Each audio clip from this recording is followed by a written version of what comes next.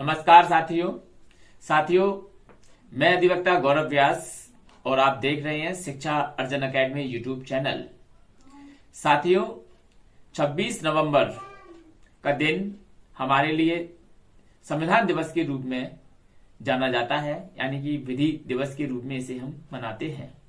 Friends, आज ही के दिन 26 नवंबर 1949 को भारत की संविधान सभा के द्वारा अथक प्रयास करते हुए हमें हमारा संविधान दिया गया, जो कि हमारे लिए अपने द्वारा बनाया गया पूर्णतः स्वदेशी संविधान था। इसमें ब्रिटिश पार्लियामेंट का कोई रोल नहीं था, किसी विदेशी शक्ति का कोई इसमें रोल नहीं था, कोई इन्वॉल्वमेंट नहीं था। जी हां, हमारे देश को आजाद होने के बाद एक कॉन्स्टिट्यूशनल असेंबली का गठन किया गया और इस कॉन्स्टिट्यूशनल असेंबली ने अपनी योग्यता से, अपनी सामर्थ्य से और विधिक उपबंधों का, कानूनों का गहन अध्ययन करके इस संविधान, जो हमारा वर्तमान संविधान है, इससे पहले हमारे देश का संविधान हुआ करता था भारत सरकार अधिनियम 1935।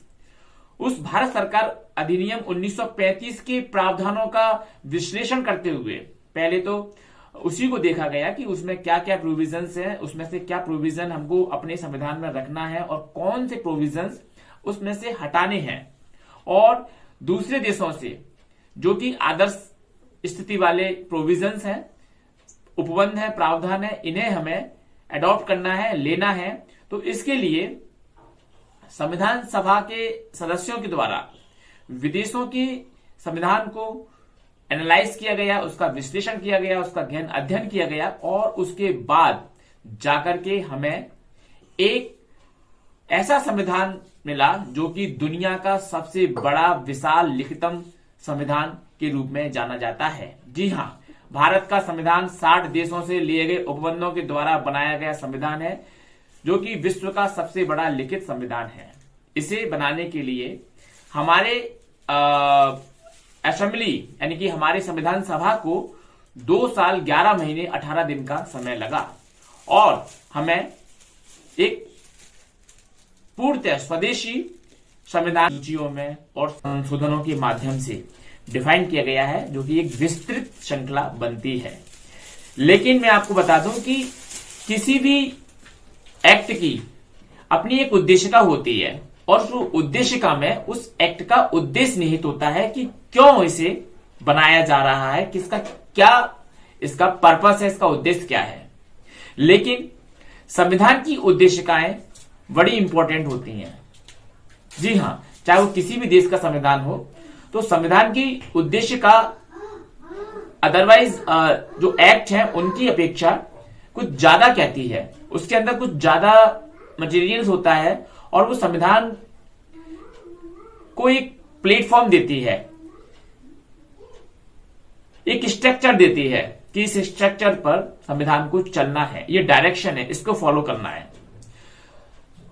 तो संविधान की उद्देशिका में हमारे संविधान के उद्देश्यों का वर्णन किया गया है। ये उद्देश्य कौन से हैं, आइए जानते हैं इन उद्देश्यों को। संविधान में 3 प्रकार के समानता की बात कही गई है। आर्थिक रूप से समान व्यवहार किया जाएगा, राजनीतिक रूप से समान व्यवहार किया जाएगा और सामाजिक रूप से समान व्यवहार किया जाएगा भारत के नागरिकों के साथ। वही 5 प्रकार की स्वतंत्रताओं की बात कही गई है। इसमें धर्म को मानने की स्वतंत्रता है, उपासना, इस 5 प्रकार की स्वतंत्रताएं आपको, अभिव्यक्ति की स्वतंत्रता है, ये देखने को मिलती है। फिर इसके बाद में स्वतंत्रता और समानता से भी ऊपर अगर कोई है तो वह है व्यक्ति की गरिमा। हर एक व्यक्ति की गरिमा होती है और उस गरिमा को भंग नहीं किया जा सकता है, जिसे कि पार्ट 3 में कॉन्स्टिट्यूशन में प्रोटेक्ट किया गया है व्यक्ति की गरिमा को मूल अधिकारों के माध्यम से। जी हां, व्यक्ति की गरिमा, राष्ट्र की एकता और अखंडता, ये बहुत इंपॉर्टेंट बातें हैं जो कि संविधान की उद्देशिका में ही लिखी गई हैं। ऐसा कोई भी एक्ट जो हमारे भारत की एकता और अखंडता को डिस्टर्ब करता हो, उसको डिस्ट्रॉय करता हो, उनको हम बर्दाश्त नहीं करेंगे और संविधान उसकी परमिशन नहीं देता है। तो ये सब कुछ इसमें लिखा हुआ है। और लास्ट में ये बताया गया है कि ये जो संविधान है, कॉन्स्टिट्यूशन है, ये संविधान सभा के द्वारा ही बनाया गया था, इसके द्वारा ही अधिनियमित किया गया है और ये अपने लिए इसे आत्मर्पित अंगीकृत करते हैं। इसमें किसी विदेशी शक्ति का कोई रोल नहीं है, जो कि हमारी संविधान की उद्देशिका से क्लियर हो जाता है। अब एक बार हम संविधान की उद्देशिका को पढ़ लेते हैं और उसमें देखते हैं कि क्या क्या बातें निहित हैं और क्या क्या हमारे संविधान के उद्देश्य हैं। संविधान की उद्देशिका में सबसे पहला वर्ड मिलता है हम भारत के लोग। यहीं से संविधान का प्रारंभ होता है।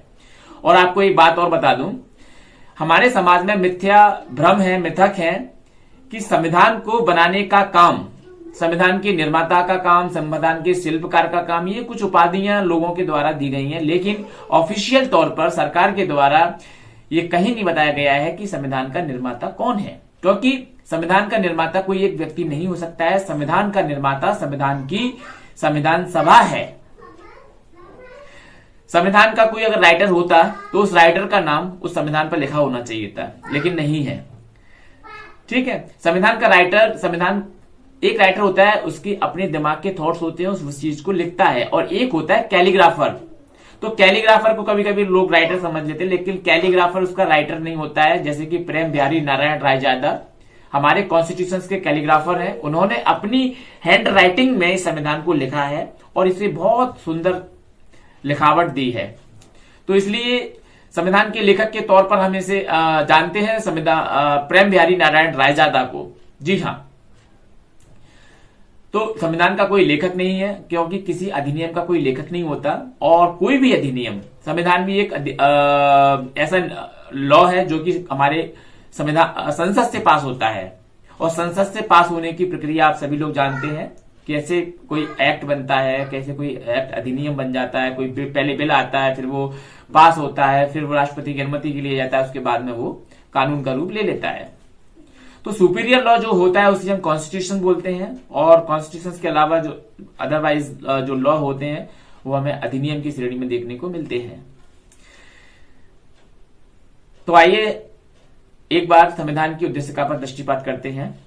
संविधान की उद्देशिका, हम भारत के लोग भारत को एक संपूर्ण प्रभुत्व संपन्न, यानी कि एक ऐसा राज्य जो कि अपने आप में उसकी सोवर्निटी, उसका प्रभुत्व कंप्लीट हमारे पास हो। ये कुछ लोगों के द्वारा आपने सुना होगा कि अभी भारत को 95% 90 ईयर्स के लिए भारत को ये आजादी मिली हुई है। ऐसे कई डिबेट्स में सुन चुका हूं जो कि बेसलेस है, इनका कोई आधार नहीं है, मीनिंगलेस डिबेट्स हैं, ऐसा कुछ नहीं है। ये स्टेटमेंट देने वाले लोग ये नहीं जानते हैं कि वो कितनी मूर्खतापूर्ण बात कह रहे हैं। जी हाँ, इस प्रकार के स्टेटमेंट दिया जाना मूर्खतापूर्ण बात की श्रेणी में आते हैं कि भारत अभी लीज पर है।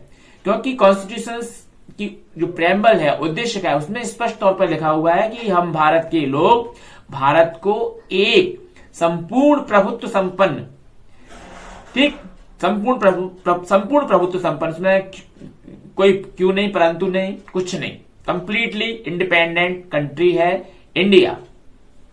संपूर्ण प्रभुत्व संपन्न समाजवादी पंथनिरपेक्ष लोकतंत्रात्मक गणराज्य बनाने के लिए तथा उसके समस्त नागरिकों को सामाजिक, आर्थिक, राजनीतिक, विचार अभिव्यक्ति, विश्वास, धर्म एवं उपासना की स्वतंत्रता प्रदान करने के लिए, उन सब में व्यक्ति की गरिमा, राष्ट्र की एकता और अखंडता सुनिश्चित करने वाली और बंधुत्व बढ़ाने वाली,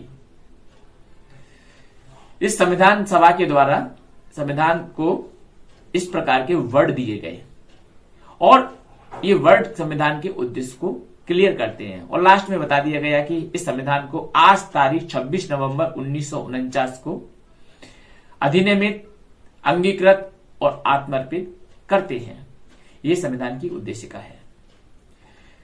संविधान की उद्देशिका में स्टार्टिंग में इस पर भी कुछ रिट पिटिशंस आए, कुछ मैटर्स डिस्प्यूट आए, तो न्यायालय ने यह कहा कि कॉन्स्टिट्यूशन की जो प्रियम्बल है, जो उद्देशिका है, वो कॉन्स्टिट्यूशन का पार्ट ही नहीं है।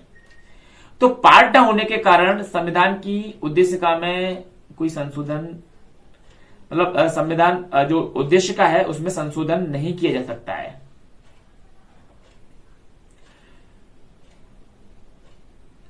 संशोधन नहीं किया जा सकता है। लेकिन एक दूसरा केस आया, उसमें बताया गया कि संविधान का पार्ट है,